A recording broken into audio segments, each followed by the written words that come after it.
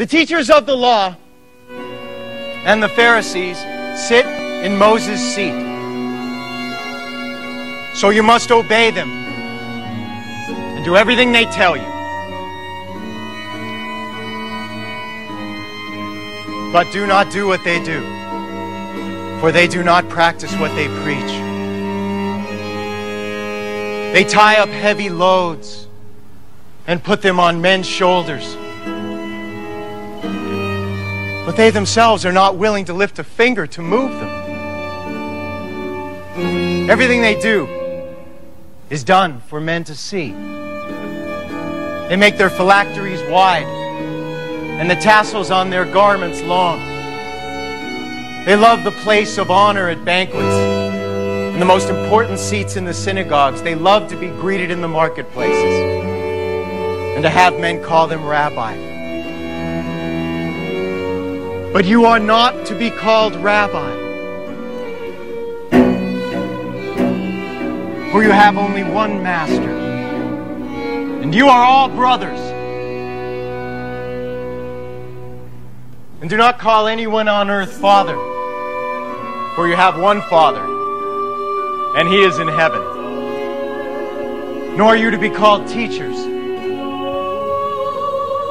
for you have one teacher, the Christ. The greatest among you will be your servant. For whoever exalts himself will be humbled. And whoever humbles himself will be exalted.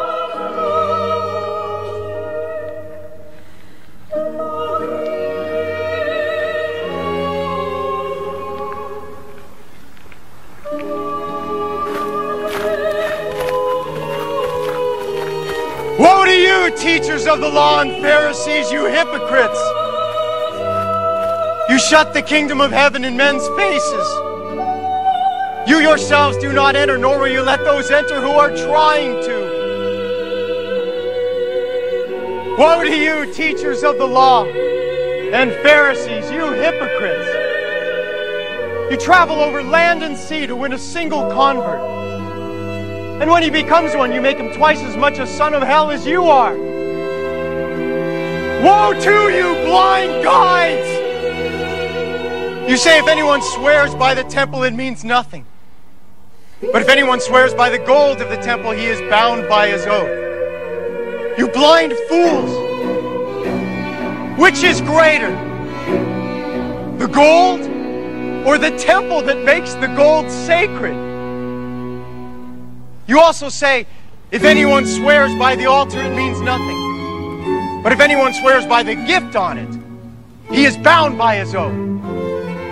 You blind men, which is greater? The gift or the altar that makes the gift sacred? Therefore, he who swears by the altar swears by it and by everything on it. And he who swears by the temple swears by it and by the one who dwells in it. And he who swears by heaven swears by God's throne and by the one who sits on it.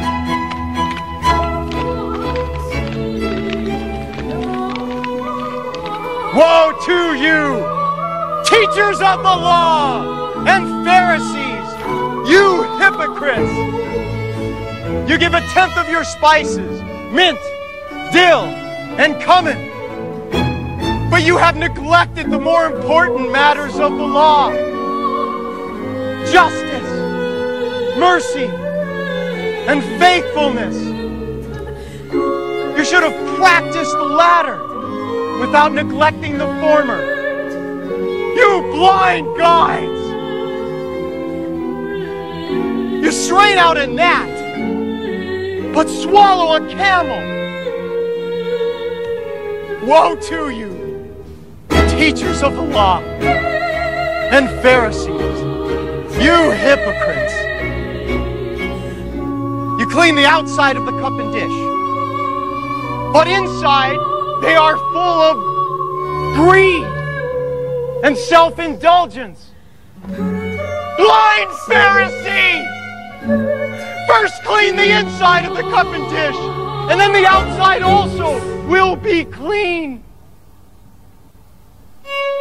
Woe to you, teachers of the law and Pharisees, you hypocrites!